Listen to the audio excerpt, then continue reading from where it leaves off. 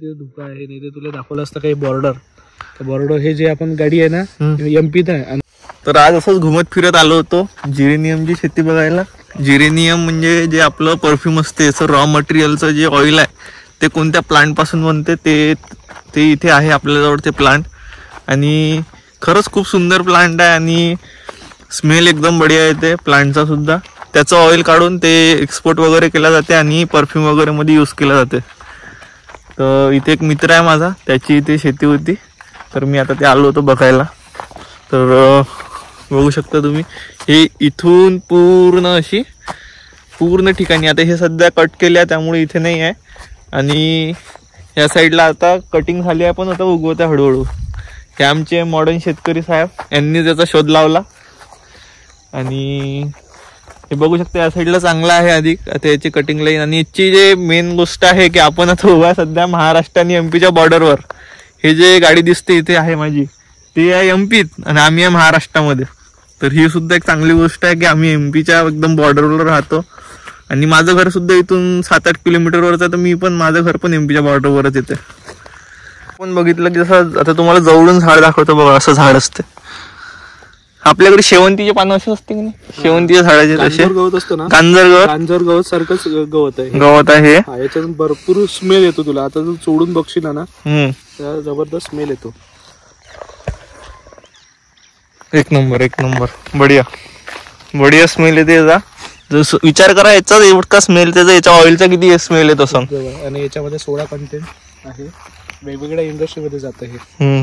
Hindustan Unilever जो आहे cosmetic मध्ये आहे, तो ऑइल घेतो याचा. हिंदुस्तान युनिलिव्हर वाला. हिंदुस्तान युनिलिव्हर म्हणजे 5 कंटेंट तो घेतो आणि याच्यात सोडा कंटेंट आहे पूर्ण. हे 10 कंटेंट समजून घे एक्सपोर्ट होतं आणि 6 कंटेंट आपल्या इंडियामध्ये जातं. आणि ॲलोपॅथी होमिओपॅथी मध्ये जातं. तुझे जे अत्तर आहे, परफ्युम्स आहे, त्याच्या सगळ्या याच्यामध्ये युज होतो. साबण आहे, तुझं बाकीची जेवढी की आहे सुगंधी जेवढी की आहे त्याच्यामध्ये वापरलं जातं. अच्छा. तर हे आपले यश गणोरकर सर आहे, त्यांचाच हा प्लांट आहे. आणि हे याचं डिस्ट्रीब्युशन सुद्धा करतात. कोणाला लागवण लागली तर त्यासाठी पण हे प्लांट्स वगैरे देतात इथनं. आणि हे स्वतः खरेदी सुद्धा काही दिवसाला चालू करणार आहे. जसं तुम्ही जर याचं हे घेतलं, समजा प्लांट घेतलं, तर आता विकायचं कुठं बाबा हे, तर आता त्याचं पण टेन्शन नाही राहणार. कारण की स्वतः यश सर स्वतः घेणार आहे आता हे प्लांट्स पूर्ण तुमच्यापासून विकत. आणि तुमच्या डोअर टू डोअर राहणार सर्व्हिस. बघू शकता तुम्ही प्लांट. विशेष म्हणजे याला कोणते गुरुडोरं खात नाही, काही नाही. प्लांट्सला कोणते गुरुडोरं खात नाही, पाण्याचं टेन्शन नाही, वातावरणाचं टेन्शन नाही. एक नंबर म्हणजे शेतीला एक, जर तुम्ही पारंपरिक शेतीला एक वरतून स्प्रेइंग म्हणून आपण काहीच मारत नाही, काहीच नाही, खत नाही, काही नाही. आणि याच्यावरचं विशेष म्हणजे कसं आहे की तुम्ही 3 वर्ष प्लांट लावला का बाकी कोणती गोष्ट करायची गरज, कटिंग झाली का त्याच प्लांटला डबल पुन्हा म्हणजे पानं वगैरे येऊ शकतं याला. तर आता आपण इथनं चाललोय दुसऱ्या प्लांटकडे. तिकडे कशा शेती आहे दादा? तिकडे चिया सीडची. चिया सीड माहिती आहे का तुम्हाला? चिया सीड येत होतं म्हणजे खूप प्रसिद्ध झाले होते. वजन कमी करायसाठी वापरता, सकाळी प्या, पाण्यात टाकलं की थोडं फुगतं ते. त्याची शेती आहे. चिया सीड म्हणजे खूप लोक बाहेरून घेतात वजन कमी करण्यासाठी वगैरे. खूप बेनिफिशियरी आहे ते.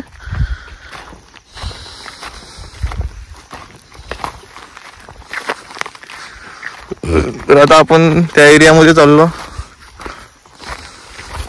व अधिक पण संपली नाही. म्हणजे विचार करा किती जास्त प्रमाणात इथं लागवण केलेली आहे याची जिरेनियमची.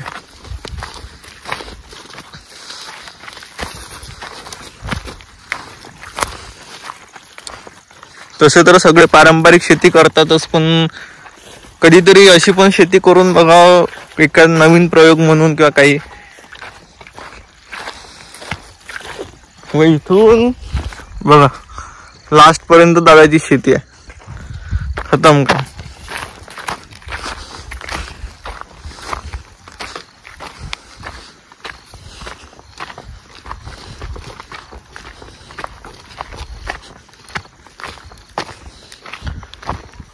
हे रोडच वाटते इथून. रोड दुसऱ्या शेतामध्ये गेला. तुमचेच शेत आहे तिकडे बी? सदन कास्तकार प्लस.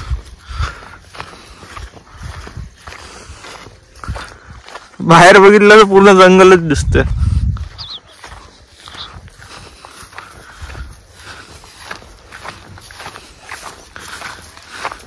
आणि आपण आलोय आता चिया सीडच्या शेतीवर. गव्हासारखी चुंबी येते याला, गव्हासारखी चुंबी येते याला. 3 महिन्याचं पीक आहे आणि याला पण कोणतं जनावर खात नाही, कोणची कीड येत नाही. याला फक्त आपण पाणी देतो आणि फक्त 2दा युरिया देतो. 2दा युरियावरच हे प्लांट येतं. बघू शकता, सुरुवातीला पाहिलं तर हे दोन्ही प्लांट असं वाटतं की कुठलं तरी गांजर गवतच आहे. म्हणजे लक्षात नाही की एकदम की हे चिया सीड आहे बाबा किंवा ते जिरेनियम आहे. जसं फालुद्यामध्ये आपण सब्जा टाकून तो चिकट होतो ना, तसंच याच्या बियाचं आपण जर रात्री मुरू घातलं तसंच चिकट होतो.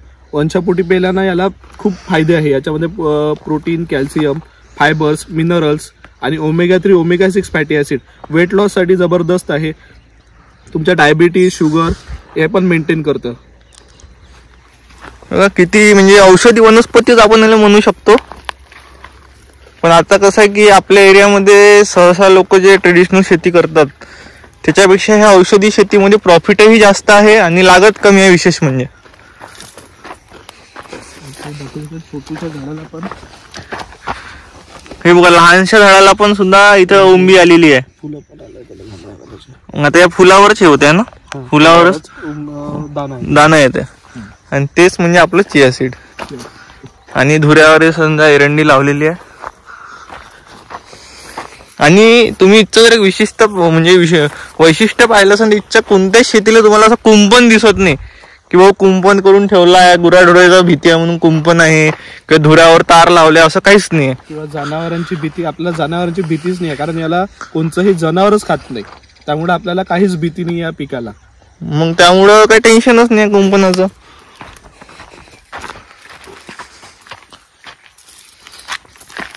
किती एकर असेल ना पूर्ण मिळून समजा? हे पूर्ण आपलं इथं समजून घे 25 एकर आहे. 25 एकर. हा, 12 एकर मध्ये जिरेनियम आहे आणि बाकीच्या याच्यामध्ये जिरेनियम आहे. बघू शकता, मस्त आहे. हे प्री-वेडिंग पण झाली होती इथं कसं म्हटलं तर. होता आजचा एक छोटासा माहितीसाठी. म्हणजे मी असंच गावाकडून निघालो होतो मित्रासोबत बाहेर, तर चल म्हटलं दाखव जरा शेती वगैरे. तर आज त्यानं दाखवलं इकडे काहीतरी. तो म्हणजे काय ट्रेडिशनल शेती तर रोजच पाहतो म्हणून, तू संत्र त्यानंतर कापसं हे ते चाल, तुला काहीतरी वेगळं दाखवतो म्हणे. तर आज त्या मित्रानं मला समजा जेरेनियमची शेती दाखवली. बाबा कसं असते रॉ मटेरियल, परफ्यूमचं रॉ मटेरियल आपण आपल्या एरियात म्हणजे वरुड तालुक्यात वगैरे कसं पिकवलं चाललं आता सध्या ते दाखवलं. त्यानंतर चिया सीड जे आहे, जे आपण औषधी वनस्पती म्हणू शकतो, त्याला जे वेट लॉससाठी वगैरे यूज केलं जाते ते बघितलं. असं पहिल्यांदा काहीतरी नवीन शिकायला भेटलं. रॉ मटेरियल वगैरे कसे असते, प्लांट कसं असते त्याचं. कारण जेरेनियम किंवा चिया सीडचं याचं प्लांट मी आतापर्यंत मी तरी नव्हतं बघितलं. तुम्ही बघितलं असं तर कमेंटमध्ये नक्की सांगा. तर चला, आजचा ब्लॉग मी इथंच संपवतो. बाय.